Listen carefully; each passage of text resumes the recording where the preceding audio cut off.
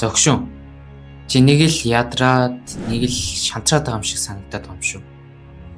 Уг нь хичээгээл яадаг. Гэтэ ямар нэгэн зүйлс бүтлгүүтэйг байгаа юм шиг. Надад ч бас тийм үе зөндөө байсан. Тэгээд би нэг удаа өөрөөсөө тэгж асууж байсан юм. Чи яг хинээс болж шантраад?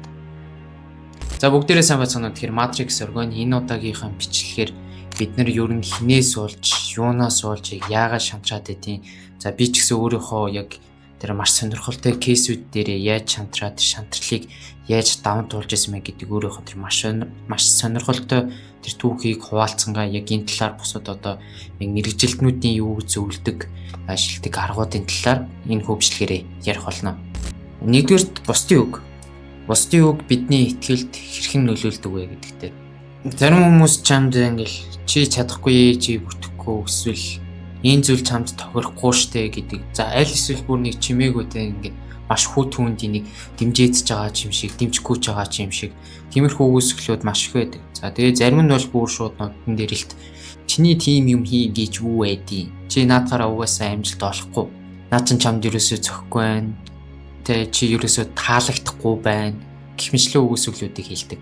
Яг энэ нэгдгээр хүүтэн мэдрэмжүүд яг үндэ бидний итгэлийг сэтгэл зүрхийг чанга ингээ хин нэгэн өөрлөж ойрлоод хашгирж байгаа дуунаас ч илүү нөлөөлдөг, илүү хүнддэг.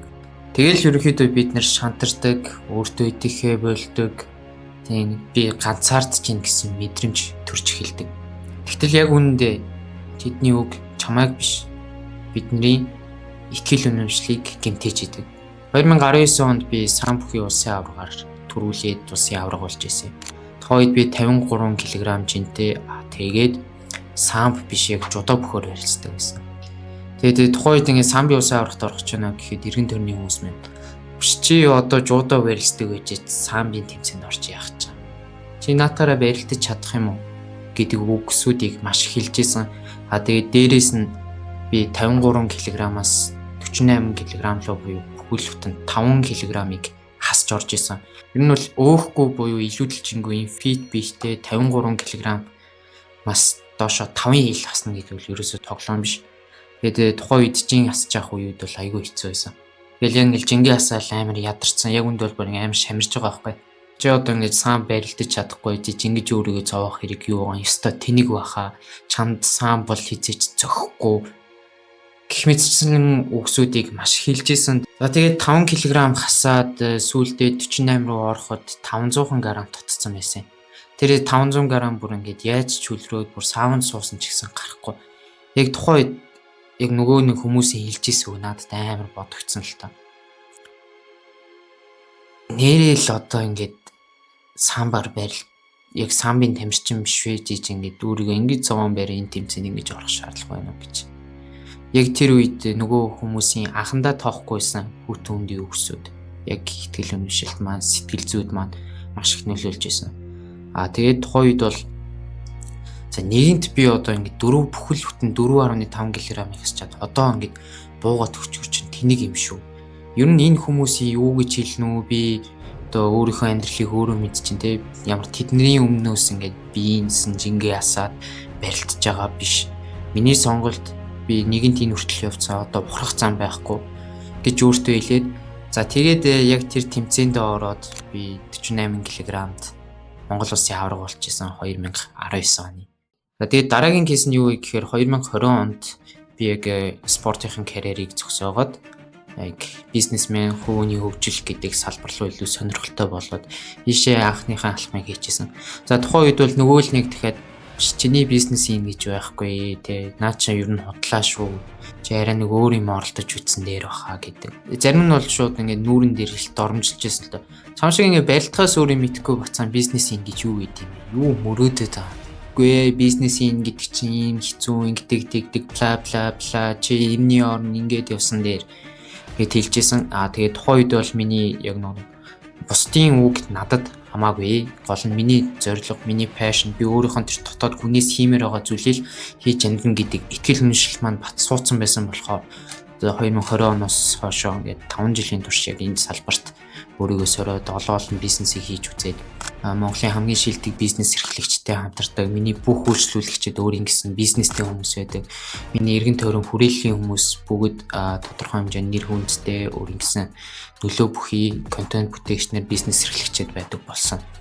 Тухайн үед би бас л тэдний үгийг сонсоод явсан бол арай л нэг өөр юм хийгээд яг одоогийнх шиг яг дуртай зүйлээ хийгээд амжилттай замаар алхахгүй байсан байх гэж боддог.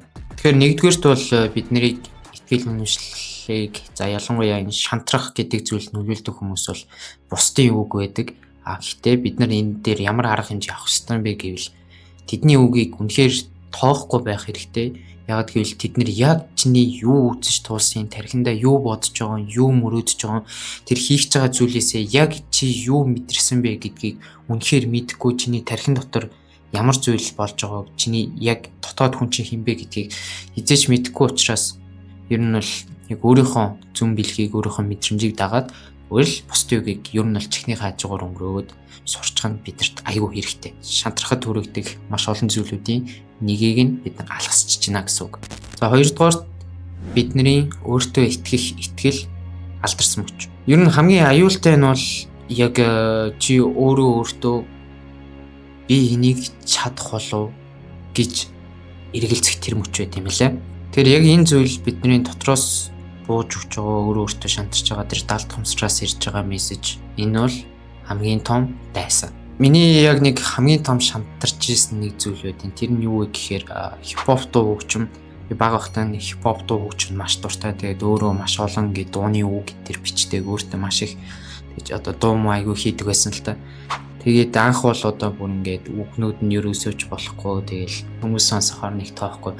Тэгээд сүүлд бол нэлээд дажгүй болоо. За Facebook дээр цацсан нэг дуу маань нэг сая гаруй хандлтаа аваад за артаас нь бас нэг хайрын дуу хийж үтсэн тэр манаас нэг 400 мянган орчим хандлтаа аваад явж исэн. Гэхдээ тухайн үед бол ингээд хажуугаар ингээд маш олон дуунуудыг ингээд хийгээл тэгсээр нь ерөөсөө хүнд хүрэхгүйс учраас яг тухайн үед би өөртөө за энэ урлаг гэдэг зүйл, энэ хипхоп гэдэг зүйл миний хийх зүйл биш юм байна. Би ер нь бол чи чадахгүй юм байна штэ өргөлөө. Тэгээ чамд ямар нэгэн тийм нэг яг энэ хипхоп дээр хөгжмийн тал дээр мэдрэмж байхгүй штэ. Чиний одоо хоолойны өнгө чинь ямар сони юм бэ? Чиний хоолойны өнгө өглөлт чинь ерөөсөө болохгүй нэ гэдэг үгнүүдийг өөрсдөө хэлсээр байгаад яг бууж өгсөн шантарсан нэг салбар байдаг. Магадгүй тухайн үед анх эхэлж байхдаа тэр сүлд сая хандлт авдаг 400 мянган хандлт авдаг үеийг харахад бол маш сайн болцсон. Яг анх эхэлжсэн үетэйгээ харьцуулахад. Тэгээд тэр ирчээрээ өнөөдрийг хүртэл үргэлжлэсэн бол өнөөдөр би магадгүй нэлээд сайн артист болцсон байхыг үүсэхгүй байхаас л та. Тэгэхээр яг энэ өөртөө үгүй гэж хэлдэг өөрийгөө бууж өгөхөд хүрэгдэг тэр дуу хоолойг бити өөртөө хэлж байгаарай. Харин ялангуяа эсрэгээр нь би чадна, би үнийг хийн. Яг энэ зүйлийг хийх гэж л би төрсөн гэдэг тэдгээр зүйлсийг өөртөө байнга сануулж авах хэрэгтэй. За энэ дээр бол би сүүлийн үед гэлтгүй 2021 оноос хойш тэмдэглэл хөтлөж байгаа. Өдрийн тэмдэглэл. Тэгээд өдрийн тэмдэглэл дээрээ тухайн өдөр юу болсон, тэгээд за юу болсон гэхээсээ илүү сэтгэл санааны хувьд ямар хөө байсан, аливаа юм дээр одоо дүгнэлтүүдээ тэ тухайн өдөр болсон процессын талаар дүгнэлтүүдээ бичээ дардаас нь сөрөг бодол байх юм бол эрэг талаас нь хараад засаж өчдөг. За би арай жоохон муу талаас нь хараад гашүүгэн ингэчих юм бол надад дараа нь ийм боломжууд үүснэ. Төдийгөөс өдий хүртэл би ийм зүйлийн төлөө энэ хүртэл ингэж яваад ирсэн байна. Өөрөглөө чи бууж өгч болохгүй штэ гэдэг зүйлсийг тэмдэглэлээр бичдэг. Тэгээд тэмдэглэл бич гэж байгаа шалтгаан нь бол маш гүн гүнзгий утга учиртай. Яагаад тэгэхээр хүний бодол гэдэг өөрөө маш хүчтэй. Тэгээ хүчтэй дээрээ ингээд тэмдэглэл биш яг нэг тархин дотор байхдаа ерөнхийдөө ингээд хийсвэр хിവэрэ байгаад байгаа. Тэнгүүд бичиг болгож гаргана гэдэг маань ингээд тархинд маань боловсруулалт яваад цаасан дээр бихээр буюу бодиттой болчихж байгаа. За яг энэ үед бидний далд ухамсарын яг итгэл үнэмшил тэр бичиж байгаа зүйлсээ илүү баталгаажуулж, илүү бөхжүүлж тархиныхаа гүн суулгаж өгдөг. Яг энэ процессыг ашиглаад илүүтэй эрэг талаас нь, зөв талаас нь юмнуудыг биччихээр бууж өгнө, шантран, эсвэл сэтгэлээр унана гэдэг зүйлүүд маань гайг болчдөг. Тэр яагаад гэвэл угаасаа одоо юм байгаа ч гэсэн удахгүй сайхан болно, энэ зүйлийн утга учир нь юм, энэний төлөө нэг хийж байгаа. За өнөөдөр жоохон тийм санагдаж болно гэд тархинасаа боловсруулад гаргаа бодиттой болчихж байгаа учраас дахиад дараа нь тийм хүчүүд тусанч бууж өмөр шантармаар санагдсан ч гэсэн далд ухамсараасаа бидний оюун бодол зөв болчихсон илүү өвдрөг ер нь бууж өгнө гэдэг бодол байха болчихсон тэрийг ингээд орон зайгийн түлхээд гаргачихсан байдаг болчихдог. За яг энэчнээс дүгнээд харах юм бол бид нар хамгийн нэгдүгээрт бол өөрөөсөө олж чадчих жаа. Өөртөө итгэл үнэмшил байхгүй дээр бусад хүмүүсийн чи чадахгүй штэ гэдгийг бусдын үгүйсгэл бусдын үг ороод ирэхээр бүр ингээд маш амархан буугаад өчөж байгаа. Тэгэхээр шантрахгүй байхын тулд бид нэр хамгийн түрүүнд өөрийнхөө итгэл үнэмшлийг бий болгох хэрэгтэй байдгийн байлаа яалтч байгаа. Тэгэд үүнтэй холбогдож байгаа 3 дахь зүйл нь юу вэ гэхээр үнэнтэй нүүр тулах зориг. Шантрах гэдэг зүйл маань бол ингээд хүний төрөлхийн цаан чанар байгаа даа. Ялангуяа яг ингээд далд ухамсараас ажилдаг. Өмнөх видеон дээр ярьжсэндээ бидний далд ухамсар хэдэн мянган жилийн тэртээс овог аймгаар амьдарч явах үеэс эхлээд ингээд амьд байлгахын төлөө ажилдаг буюу хаана тавтай байна, хаана тухтай байна, хаана аюулгүй мэдрэмжтэй байна. Тэг тийшээ тэмүүлж идэг болохоор ингээд эрсдэлтэй зүйл хийх гээд ингээд өөртөө дарамттай зүйл хийх гээд альва юмыг сөрөх гэхээр угаасаа далд ухамсар маань амар тайван байлгах үүднээсээ чадахгүй бойл гэдэг тэтгэр зүйлсийг хэлээд байдаг. Тэгэхээр энийг чинь нэгэнт ингээд мэдчихэж байгаа юм чинь тэнд удаан байх бол ерөөсөө хэрэггүй. Тэрийг битгий сонс. Угаасаа ингээд бид нар тохиолдож байгаа тэр хэцүү саад партаанууд бидний дараагийн сайн сайхны төлөө ингээд амьдрал гэдэг зүйл маань биднийг илүү хүчрэхэг болгоод тэр хүчрэхэг байсныхаа хэрээр тэр хэмжээний зүйлсийг хүртээрэй гэж байгаа учраас энэ болон саад бэрхшээл, энэ болон хэцүү зүйлүүдийг, энэ шантрах нөхцөл байдлуудыг биднэрт гаргаж өгдөг юм шиг санагддаг. Чи угаасаа л ингээд одоо байгаагаас илүү зүйлийг хийх хүсэлтэй зорилготой угаасаа тэр зүйлийг хийхээр төрсөн учраас одоо чанд байгаа энэ асуудлууд, энэ шантрах нөхцөл байдлууд гарч ирж байгаа. Чи бол энэ дэлхий дээр зүгээр л нэг амьдраад явах хүн бол биш. Харин чи өөрийнхөө түүхийг бүтээхээр ирсэн. Яг одоогийн нөхцөл байдал чинь амаргүй байж болно. Хүмүүс чамайг эсэргүүцэж болно, ойлгохгүй байж болно. Гэтэ чи өөрийгөө ойлгох хэрэгтэй. Хэн нэгэн чамайг дэмжихгүй байж болох ч гэсэн өөрийгөө дэмжихэд зогсоож хизээж болохгүй. Алдарч сагсчин Стефен Карри бас яг түүний карьерийн үед бол хэцүү үе зөндөө байдаг, бууж өмөр үе зөндөө байдаг. Гэтэ яг энэ нэг Стефен Карригийн өөртөө байнга хэлдэг үг байдаг шүү дээ. I can do all things. Би бүхнийг чадна. Өөртөө тэр үгийг байнга хэлдэг байсан баг. 2013-аас 2020 оны хүртэл би яг спортоор хичээлдэг байхдаа сагсчдын түүхээс, сагсчдын амьдралаас аягүй их инспайр авч тэдний өөртөө хэлдэг байсан үгсийг маш их өөртөө хэлдэг. За ялангуяа I can do all things гэдэг үгийг бол өөртөө байнга хэлж идэг. Тэгээд энийг өөртөө байнга хэлээд байгаа нь бол одоо ингээд бууж өгөх тэр сэтлийг байхгүй болгочтой. За Kobe Bryant-ийн Everyday 1% өдөр болгон ингээд 5-10 алхмаар биш, өдөр болгон 1% урагшаал, өдөр болгон 1% хэц гарга гэдэг тэр майндсетийг бол өөртөө ашигладаг. Тэгээд би бүр ингээд пострын ингээд ажлын ширээнийхээ урд үлгцсэн байдаг.